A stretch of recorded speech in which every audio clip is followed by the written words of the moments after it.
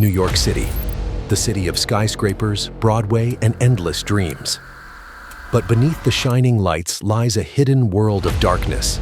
Abandoned tunnels, secret prisons, forgotten islands, and graveyards that thousands of people walk over every single day without even knowing it. Today, we're diving into 5 dark things in NYC you never knew existed. By the end of this video, you'll never see New York City the same way again. Welcome back to Maps Explained, where we reveal the mysteries your geography class never taught you. If you love dark places and forgotten history, click subscribe so you don't miss our next exploration. All right, let's drop into the first dark secret lurking in the Big Apple. The underground city below Grand Central. Beneath the marble halls of Grand Central Station lies a forgotten world. Hidden far below the daily rush of commuters is Track 61, a secret platform designed as a clandestine escape route. President Franklin D. Roosevelt, who famously hid his polio from the public, used this private track to slip unnoticed into the Waldorf Astoria Hotel above. Now, we know today that FDR had polio and he couldn't walk. But believe it or not, that was kept from the public and the press. Most of the American public had no idea their own president had polio. Now, when he would arrive in New York City, he would arrive on his own private train. Roosevelt would often make the trip by rail, but arriving in Grand Central Station would be far too public to hide his ailment. His train therefore stopped a third of a mile short of Grand Central and was shunted to a small secret platform directly below the Waldorf Astoria Hotel. From there, an elevator would take him up into the hotel. It's unclear how many times FDR used this secret station, as it was, of course, secret, but it's believed to have been used by plenty of presidents and celebrities since his era. To this day, the platform remains sealed off, its dusty tracks a relic of wartime secrecy and presidential mystery. The forgotten island of isolation. Just a short distance from Manhattan's bustling streets lies an island that few people even know exists. Forbidden, overgrown, and steeped in tragedy, North Brother Island is a place where history and mystery collide. You step onto it and all of a sudden you are in the middle of the city and yet you're completely alone. It's an experience that I've never had anywhere else. It's like you're walking back into time, into another world, and yet you still hear the sounds of the city. Sitting quietly in the East River, North Brother Island looks like nothing more than an overgrown patch of trees. But this island was once home to Riverside Hospital, New York's quarantine facility for deadly diseases. Its most infamous resident was Mary Mallon, better known as Typhoid Mary. She would become infamous in the early 20th century as the first known asymptomatic carrier of typhoid fever in the US, which was bad news for Mary, as between 1900 and 1907, her cooking was linked to multiple typhoid outbreaks, resulting in dozens ill and several deaths. Released in 1910 on the condition that she would never work as a cook again, she defied these orders and resumed cooking under an alias. A new outbreak occurred in 1915, which led to her permanent return to Riverside, where she lived in isolation until her death in 1938. After the hospital closed, the island was repurposed for veterans returning from World War II, and later as a rehab center for drug addicts. By the 1960s, it was abandoned entirely. Today, crumbling ruins of brick wards and collapsing staircases sit hidden behind walls of ivy, strictly off-limits to the public. Officially, it's now a protected bird sanctuary, but in truth, it's a decaying time capsule of New York's darkest medical past. The hidden graveyards beneath Washington Square. Thousands flock to Washington Square Park for picnics, chess games, and festivals. But few realize they're standing on bones.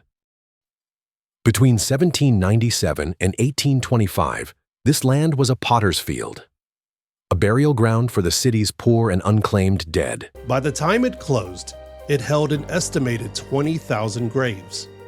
No headstones, no flowers, just rows of bodies buried together.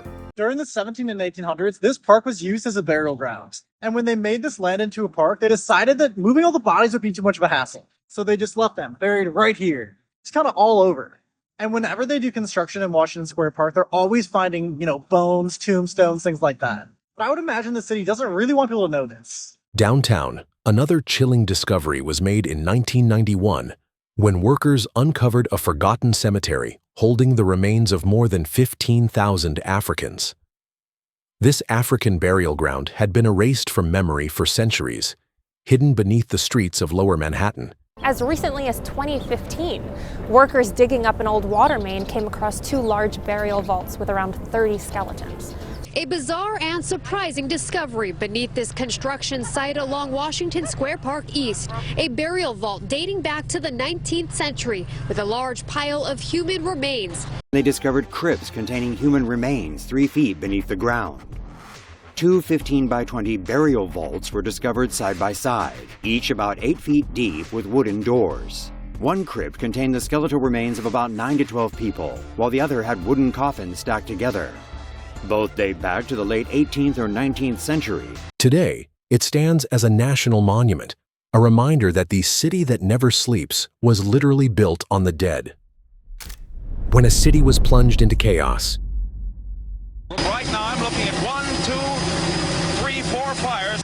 On July 13th, 1977, lightning struck power lines north of the city, plunging NYC into total darkness. For 25 terrifying hours, the world's greatest metropolis was without electricity. On July 13, 1977 at 8:37 p.m., a lightning strike hit a power station in Westchester County. 2 more lightning strikes followed, knocking out the backup lines. About an hour later, New York City went dark. The blackouts of 1965 and 2003 were relatively calm. But this one hit different. Already struggling with economic decline and rising crime, New York erupted into chaos overnight. What made it even worse was the sweltering heat. New York City in 1977 was very much on edge. The son of Sam was stalking, and the fabric of the cash-strapped city was coming apart. The blackout was a tipping point in sweltering, poverty-stricken neighborhoods, and the NYPD was weakened by layoffs and low morale. It was also hot with temperatures in the 90s. It was hot, really hot, because we live on the 5th floor and the roof, the tar is really hot. Entire neighborhoods became war zones. Looters smashed storefronts in Brooklyn and the Bronx, stealing everything from TVs to jewelry. Arsonists set fires to cause chaos, overwhelming firefighters who could barely keep up. The situation here in Brownsville was described as anarchy, war, rioting. It was terrible. I could see from my window there, everybody looting, taking furniture, everything. Trains and subways were halted, airports closed. The game between the Mets and Cubs was called early. It was a dark time. About 25 hours later, the power was restored. More than 3,700 were arrested. An estimated $300 million worth of damage done. Mayor Abe Beame toured Brooklyn and was ushered out of office by voters a few months later. By the end, more than 1,000 fires were reported, 1,600 stores had been looted, and 3,700 people were arrested. The largest mass arrest in the city's history. The blackout exposed just how fragile the city had become in the late 70s. Bankrupt, broken, and burning from within. July 13, 1977, remains one of the darkest nights in New York City history. 25 years I've been in business. I got wiped out in one day. The cops were standing in front of the store this morning with me. At least 30 policemen. They're just taking out the stuff, all the furniture, just standing there. They couldn't do a thing about it. New York's worst maritime disaster.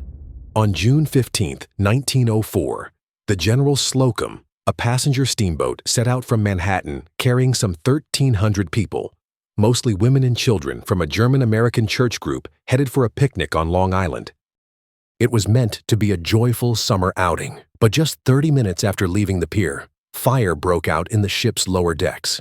It's presumed a discarded match or cigarette started the fire, but whatever it was, it certainly would not have taken much to ignite the room, which was littered with straw and oil rags.